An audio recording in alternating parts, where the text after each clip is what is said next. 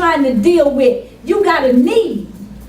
You want to be loved. Yes, come on. You want to be accepted. Come on. You want to go through, and because of that, this unmet needs, now branches starts to grow from that. You have a feeling of inferiority. You feel inferior to people. You never feel whole. Why? Because you didn't get something you thought you needed. Enough is never enough. No matter what your mind still pulls after. But I didn't get this. I didn't get this. These are your symptoms. Do not deal with your symptoms. You got to go to the root. What you bring to the Father is, Father, I have an unmet need. That's stemming from way back here where I didn't get what I was supposed to get. Heal me in this unmet need. Uproot this root right here so that the symptoms will no longer jump out. I want the symptoms gone, but Father, you got to uproot the tree. You got to go back in your mind. You got to sit down in your mind. What happened, what took place in childhood or when you was growing up that made you be needy now? You got to know this. Look, you will seek out material things if you have unmet needs. Hoping that somehow a new car, maybe a new job, a boat, a mate, a big screen TV, whatever you can find, you like to buy stuff because why? You're trying to satisfy this unmet need. And you're looking for material things, or you're looking for a person. You think, if I just get this person, I'll be whole. If I can just get this, you need, why? Because you have an unmet need.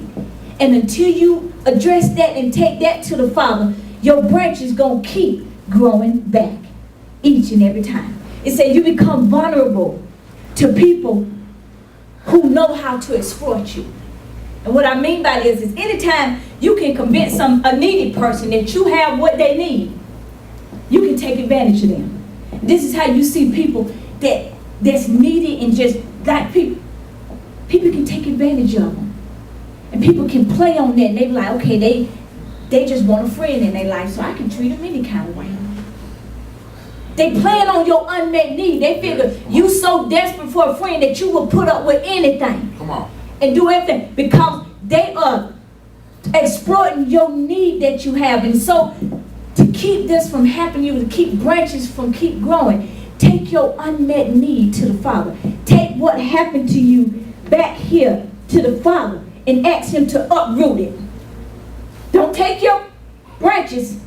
Don't say, Father, I feel empty. Father, I feel need. Them your branches. Come on.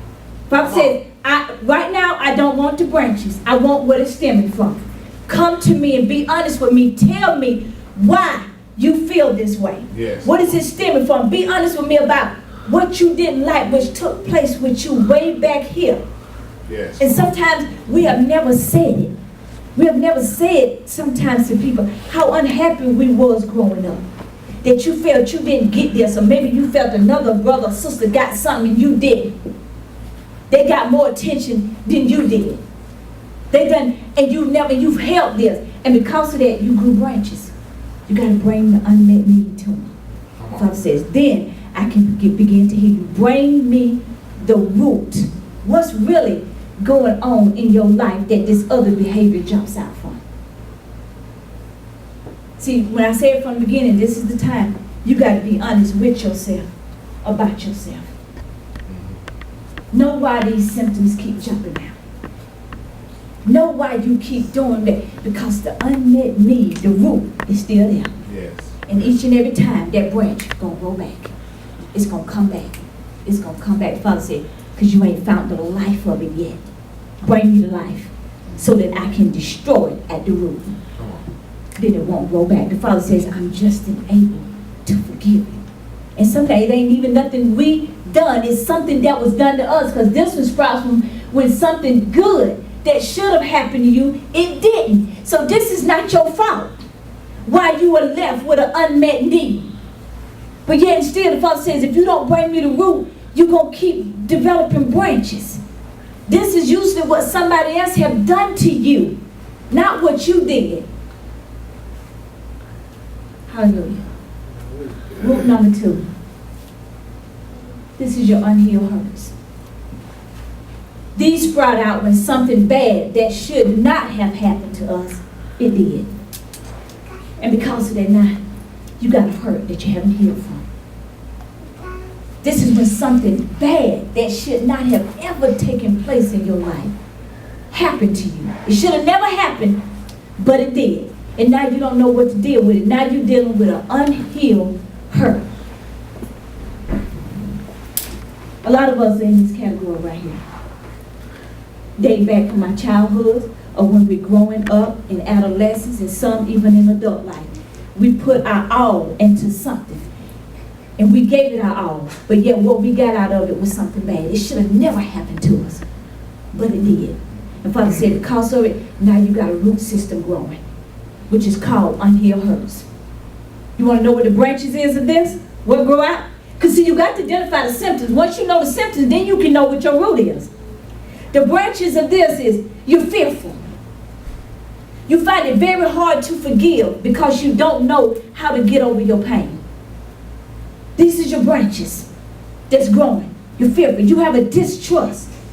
And you doubt everything. And you keep others at bay. You won't let nobody get but so far to you. Why? Because you're scared of being hurt again.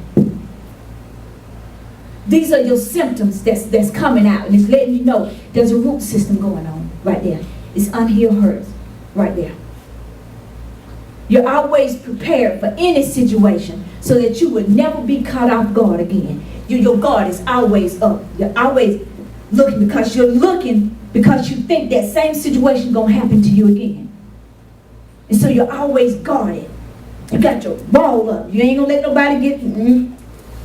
The defenses start coming down. Unhealed hurts. Father said, I want you to bring it to you. You're suspicious of everything and everybody. You ever see somebody just constantly suspicious of somebody? Of everything. Everything, there has to be a hidden agenda to it. I don't care how good it is, they will find a hidden agenda in it because they're suspicious. They don't think there's no good in nobody. Why? And this usually comes from you have been hurt by somebody you really trusted. You really believed in this person. And that person hurt you. So now your mind says, that person over there, I really trusted. So if I trusted that person and he hurt me, I can't believe that nobody else will. Because the one person you thought would never hurt you did. And that was the person you have held highly esteemed in your mind. Some of us has been hurt by parents. Them the one people you're supposed to be able to trust. But when your parent let you down, now it's real easy for you to distrust them because you think if my parent can let me down, you can. Some of us been hurt by husbands or wives, and you would really put your trust in them because you thought, surely this person that I done joined to me is not supposed to hurt me. And when you get hurt there, now it's hard for you to hurt somebody else. And the last one, if you ever been hurt by a minister, this can leave a very unhealed hurt in your life because you really thinking you're supposed to be able to trust the man or the woman of God with your life. And you put it in because after all, they're representing Christ. Supposed to be. And so when you get hurt by a minister, this really throws you back a little bit. It's really hard for you to move past that because you're thinking this person represented the very mind of Christ to me. And if they can let me down, I can't trust nobody. I can't trust. And so you got a root system going on. Unhealed hurts. And now you keep everybody at bay because you haven't healed from what is taking place in your life. And you find it very hard to trust anybody with what you're going through.